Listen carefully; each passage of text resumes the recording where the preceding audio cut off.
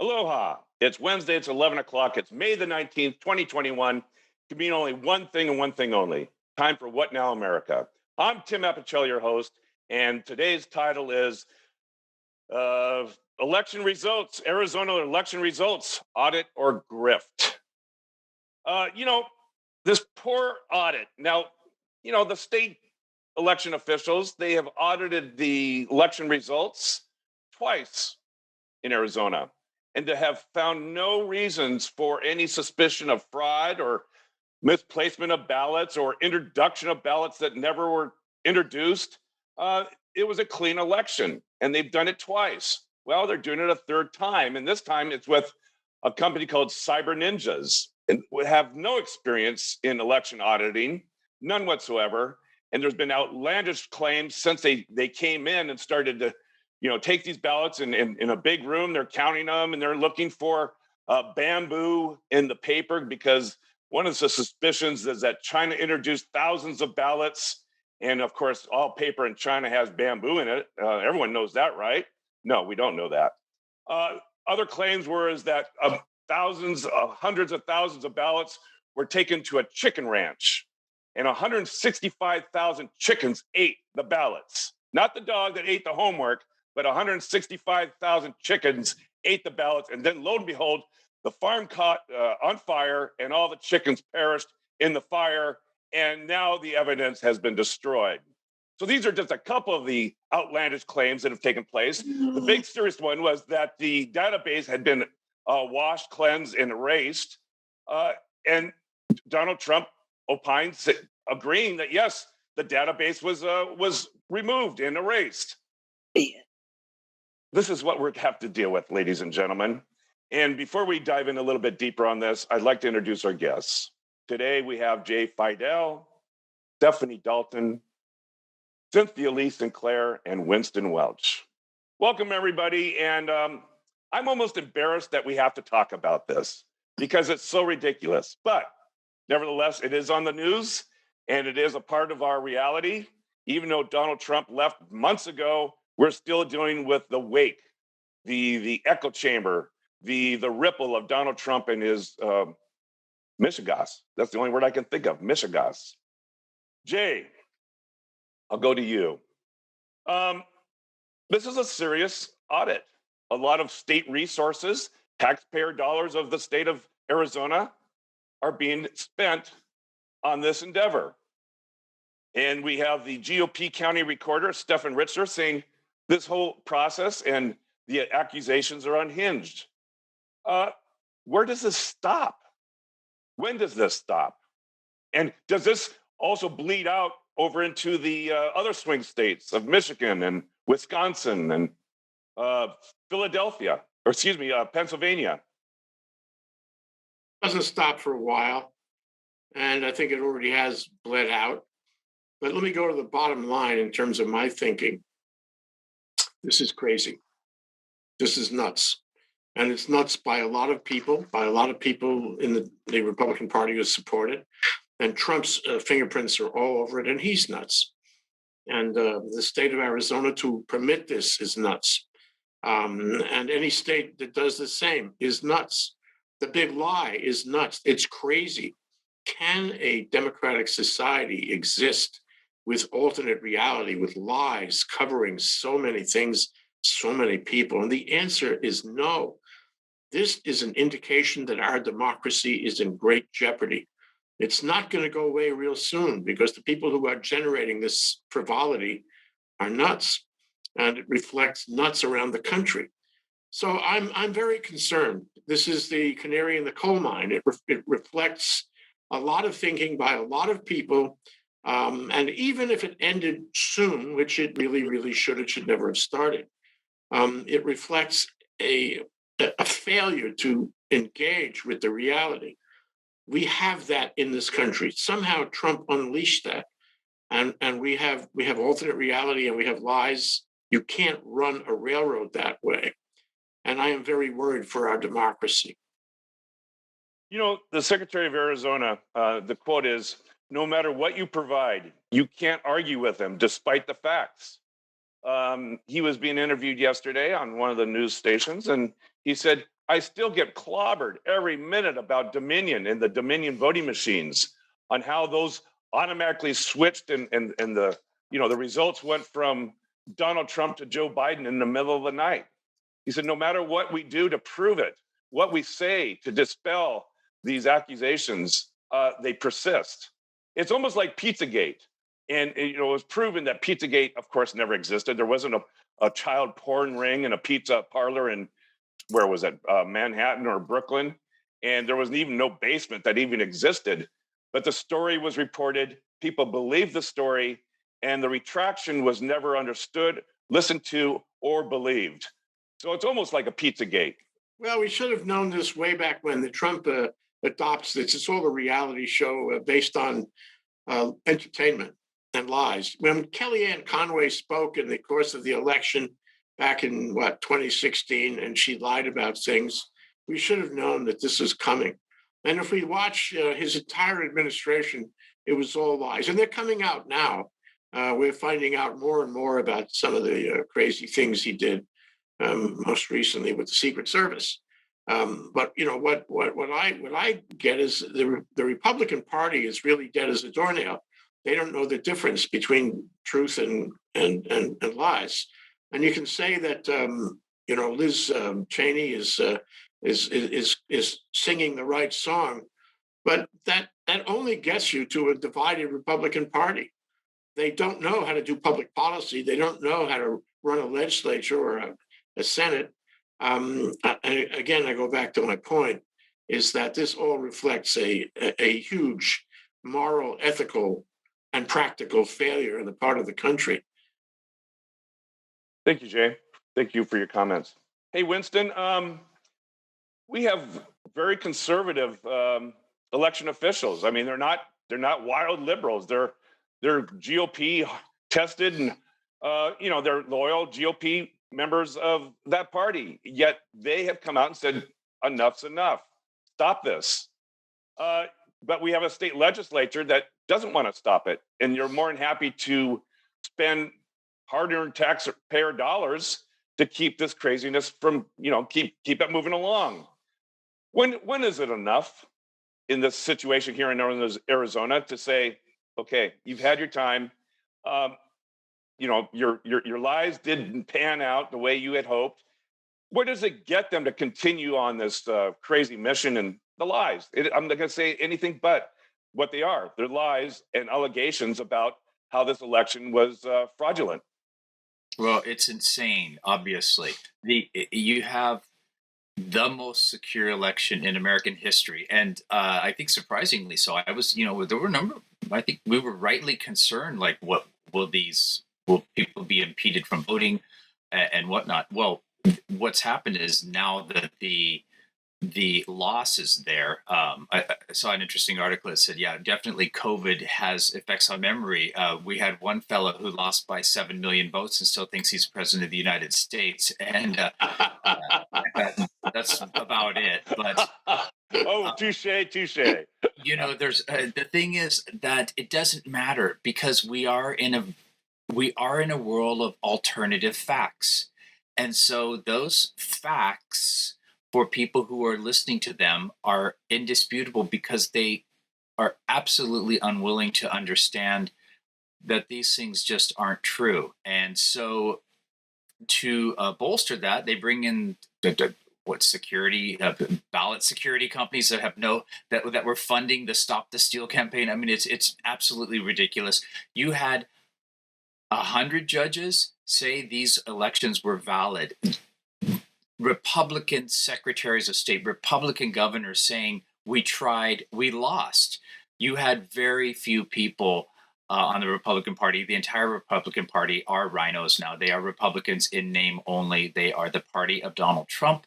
They and the ones that aren't are being run out on a rail, like Liz Cheney, although was just complicit as all of them for a very long period of time. And at the very end, she decided to squawk for whatever reason. Maybe she's thinking of starting her own party, but the reality is that half of Republicans, so-called Republicans, think that democracy is passé, and so their version of whatever it is, I guess, gets to take over. That's not going to happen. But what is happening is very insidious, and we're seeing this across the land in state houses that are rewriting voter rules to allow for legislatures to recount ballots or specific parties, or have and bragging about extreme gerrymandering and the whole 9 yards. So they're setting up an entire infrastructure for 2022, 24, and beyond to ensure counter majoritarian rule and to keep spreading these lies. So I'm not optimistic today.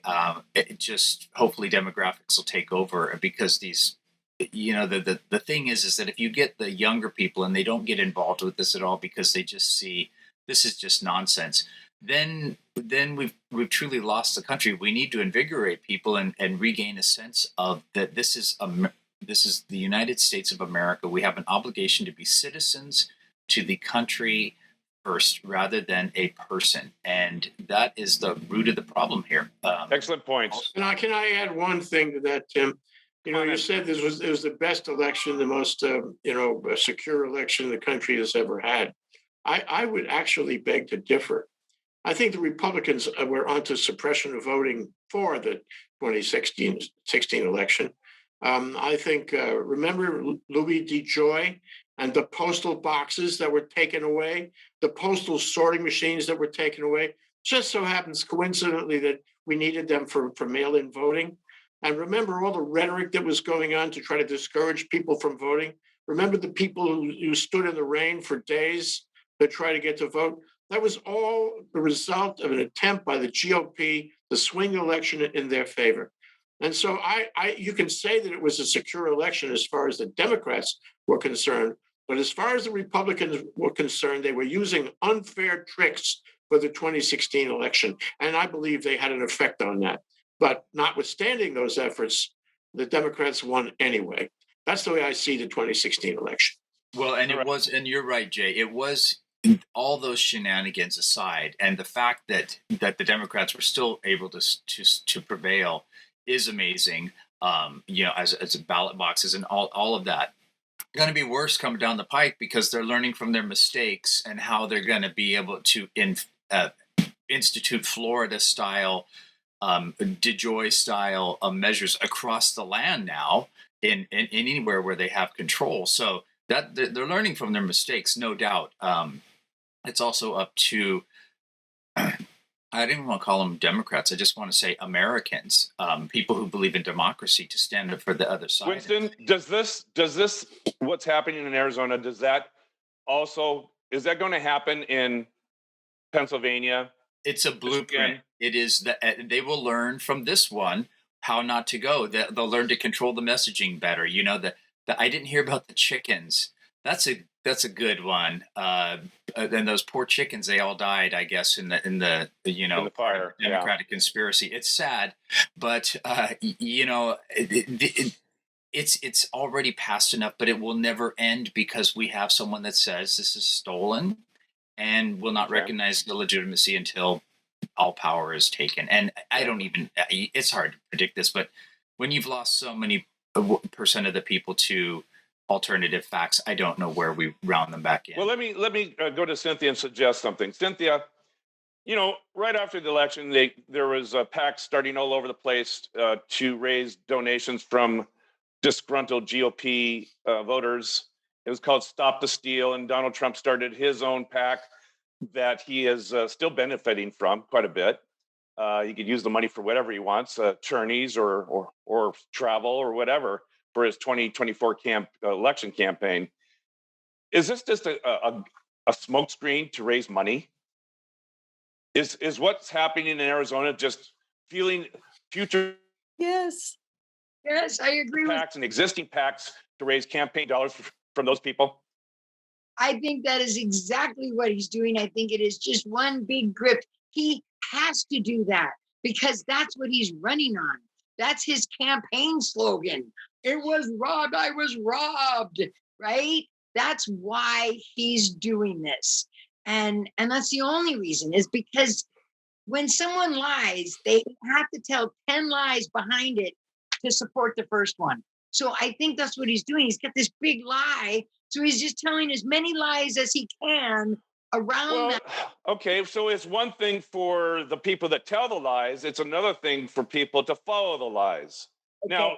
I have a theory, and maybe I'm wrong, but when you put your hopes and dreams in an individual, let's say the cult of Donald Trump, you're willing to suspend all logic in order to stay within that group, to be part of the crowd, part of the tribe.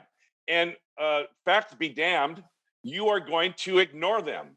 And so, whatever your leader is saying, that's what you continue to follow, whether it be the election results in Arizona, Michigan, Wisconsin, Pennsylvania, or what happened on January 6th at the Capitol.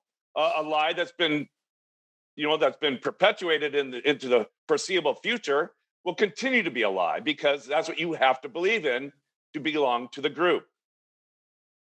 Well, that's the whole Dunning-Kruger effect of why people fall into these kinds of things to begin with. It elevates themselves. It makes them think that they're capable of the presidency, right? They see this lying, creepy guy that can get all, well, maybe I could too. It gives them this inflated sense of self. Is sort of how it all starts to begin with. And then, like you said, it snowballs. And then in order to stay part of that group, they have to lie, even if they don't like it at first. And then after a little while, it's like if you hear something enough times, you start to believe it. That's okay. But at some point, people go, you've painted yourself in a corner, and you're going to have all sorts of embarrassment that you can't get out of the corner. When does that happen? Well, that's the whole 10 lies behind the one lie to keep themselves out of the corner. It's this constant work.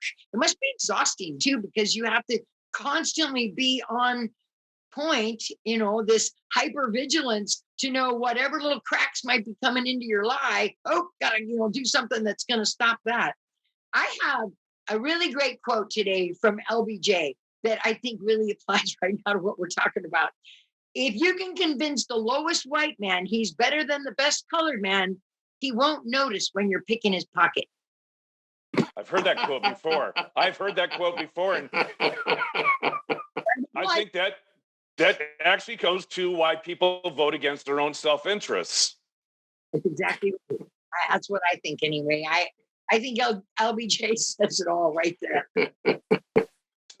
Stephanie, the use of the cultural divide to obscure the view of facts before our face, particularly the legitimacy of this election, be it in Arizona or any other state. At what point will his GOP followers fall off, or will they fall off? Well, do you all remember when Obama made a very naive comment, though I believed it at the time? He said, there's no way the American people will elect Donald Trump president. Okay. So I remember that. I believed it, and it gave me some confidence. But now we know that that was naive, and that there aren't these people and their baggage out there that can actually make stuff happen. But what's amazing me is that the people out there who are of that side of it, they believe it, that they can make it into the power structure, and they're going to continue to try. But they're so arrogant about it. Everything that they're announcing and saying, they're so arrogant. I mean, including McConnell telling us, "Oh, guess what? I'm not going to support the probe tomorrow." It's so much arrogance. And meanwhile, behind everything is our old goddess, Madame Paley, just like Madame Paley's running her volcanoes with this red lava just slowly eking its way out and over the lip of the caldera. This is all going on in the background. So I think, and so that is with the when the indictments come and the other work. Finally, we're going to get the outcome of that. Is this on a parallel track with the denial of the events of January 6th at the Capitol? Is this the kind of same denial that will win the Republicans the day in the 2022 election? Or do they win the 2022 election with these crazy ideas because of gerrymandering districts and things of that nature. When does this actually work against the GOP party? These illusions of grandeur and illusions of conspiracy. Yeah, the arrogance and the confidence, and that all they have to do is make sure they suppress a little bit of voting, and they're going to be in. But we already know there are many cracks that are developing, and how that's all going to end up by next year. It's unlikely that they're going to be in position to do it again, because remember, it was an accident before anyway. I mean, talk about a legitimate victory.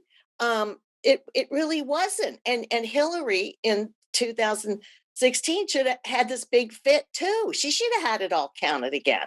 We should have gone back over all those. If we're going to do Arizona and they start wanting to do everybody else, well, let's get with the 2016 ballot. Right. You know why I have you behind that? Let's get behind that, because the other thing is they're also saying that this thing that happens in the middle of the night is the same thing that happened to Donald Trump. So Hillary was okay, and then the worm turned in the middle of the night. So yeah. I have some hope. Okay, thank you. I think we've exhausted this topic, but I'm sure more of it will come up again in the weeks and months to come in other states. Before I go to the next topic, Jay, we got a question, and I want to go to you on this question. And it says, people are saying that a lot of people lean towards Donald Trump because the Democrats are becoming too woke. Do you think woke culture is detrimental? Woke culture. Can you help me with that? I'm trying to get my arms around woke culture as well, but it means a lot of things to different people, but some of it is the cancel culture as part of the woke culture, trying to cancel our history of certain events or certain, parts of our country, certain institutions, certain ways language is used. That's part of woke culture. But anyone else have a definition of woke? Chime in. Wikipedia says it's a term that refers to awareness of issues that concern social justice and racial justice. It is sometimes used in the African American vernacular English expression, stay woke. But it's been, I think, if you read Wikipedia further, it would say that it's now been hijacked by the right to be a derogatory term for people who are overly aware of the conditions that actually exist in our society. And it's broadened, I think, its appeal to include all minorities, women, the environment, animal rights. I think it's been expanded. So now it's become a slur on some level. Well, in the old days, they used to say liberal positions. Exactly. Well, liberal positions are good, and being awakened to social issues is good. But what's happened, according to that definition, and I believe that's accurate, is that you take a perfectly good thing and you do a PR negative spin on it, and you change the words a little, and before you know it, it's bad. And this is part of a grand plan that Trump and the, quote, Republicans have to criticize Biden at every turn, to drive a wedge between Biden and other members of the Democratic Party, to weaken them and soften them and undermine them. And that's their plan. And we're going to see more and more of that as we get closer to 2022. And, was it Stephanie just said she has a little optimism? I tell you, a pretty good case can be made for pessimism right now. That election's coming closer. People do not understand. It seems that Trump and McConnell and McCarthy, they're all in the same boat, resisting any effort to find out and emphasize what happened on January 6th. Is incredible. The lies are everywhere, and these guys are all working together. You can say they don't agree on everything, but the reality is they agree on the lies. The big lie is being perpetuated, and it is part of the grand plan to undermine Biden. And so I am not optimistic about 2022. But Biden will not be undermined as long as, according to the big pundits, this Richard Haas person and also the economic masters, if Biden continues to go with success, that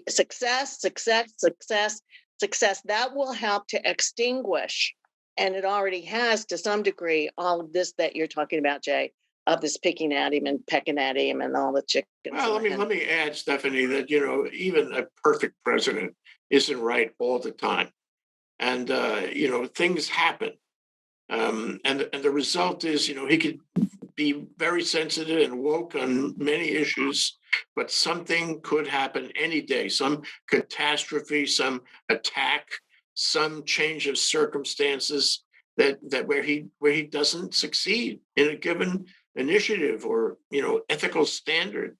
And then Trump and his friends move in and criticize. In fact, they would criticize even if it wasn't something to criticize, they would criticize. That is their plan. And I think that the Democratic Party is a little bit split these days. I think the Republicans are actually pretty together, even though they're split in some ways. And bottom line is that Biden is really walking a tightrope. Anything could happen and nothing could happen to expose him. He's vulnerable. He's the president. Of course, but look at what he's done. He's got a 68% approval rate. So yes, all true. Keep on going. Yeah, but those numbers switch around for things to fall down. Yeah, I agree with that comment, Jay, because polls are polls. That we get great numbers, and then 2 days later they're all polar opposite. We're almost out of time, and I want to try to go around the corner here on this recent development that the New York Attorney General Letitia James has now announced that the civil investigations of the Trump organization has converted or transformed into a criminal one. To what degree, Jay, is this concerning to Donald Trump? He is quoted to say it's a desperate search of a crime, and again, not to be disappointed, a witch hunt.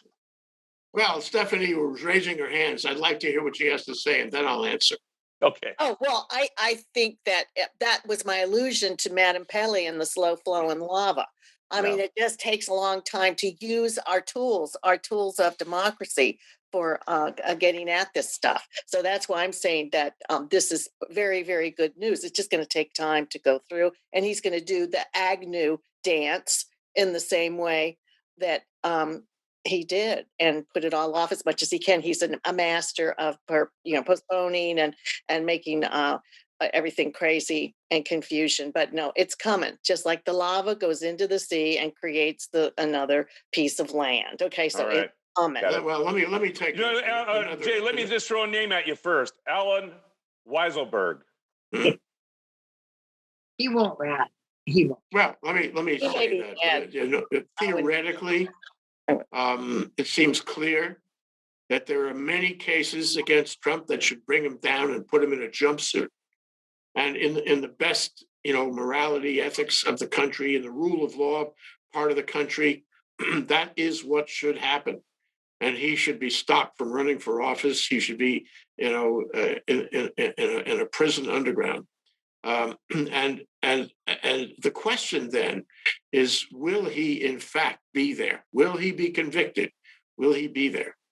And the answer is not all that clear. To me, all these cases against him, criminal and civil, are a test of the rule of law in this country. We are involved in a great big test. And over his lifetime, his business lifetime, Trump has largely escaped accountability civilly, and I suppose criminally. He's gotten away with murder on Fifth Avenue. He should have been impeached twice, and he got away with it. You think he doesn't have a plan to deal with all this? Alan Weiselberg is a human being.